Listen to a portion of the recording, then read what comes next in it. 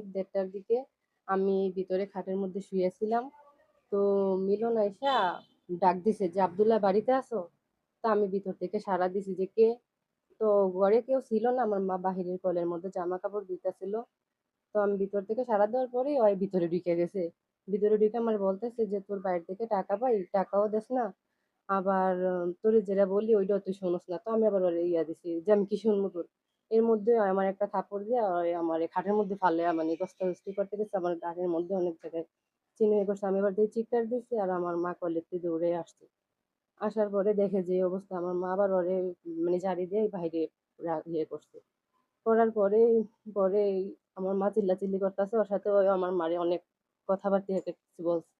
পরে আমি এই পাশে আইসা মানে বলতেছে যেহেতু বাইরে থেকে টাকা পাই, তো বলতেছে টাকা পাইলে হেরতে যা, এনে আইসা মহিলা মানুষ কেউ নাই হে ইয়া করবি। পরে আমি আবার আমার ফোনেই না ওর মানে একটা ভিডিও ইয়ে করতেছিলাম যে বাসায় আসছি। আসতে পরে আমি 6 মাসের গর্ভ আমার এই জায়গায় ফালাই দিছে, আবার সবার সামনে এই জায়গায় এক মহিলারা ছিল, সবাই আইছে, সবাই আসার পরে আবার এই জায়গায় ফালাই দিছে। ফালাই দিয়ে আমার মোবাইলের ওই ভিডিওটা মানে আমার মোবাইলটা নিয়ে যাওয়ার চেষ্টা করছি। তো মোবাইলের জায়গায় আটকে রাখছি। আটকে রাখার পরে মানে ওই আমারে আরো অনেক দিন আইছে টাকার লইগা যে তোর বাড়িতে টাকা পাই, কিছু টাকা পাই। আমি কই তাহলে বাড়িতে টাকা পাইলে বাড়িতে চা আমগো কি?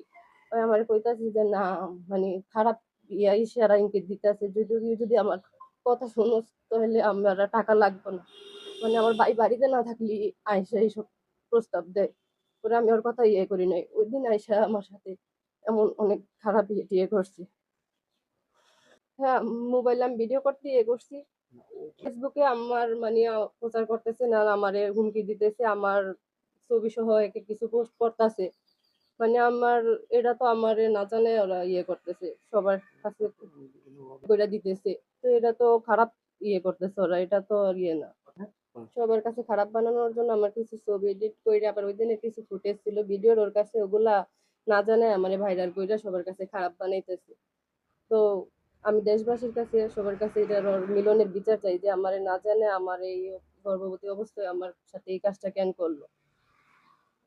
আমার নাম আমরিন লাবণী।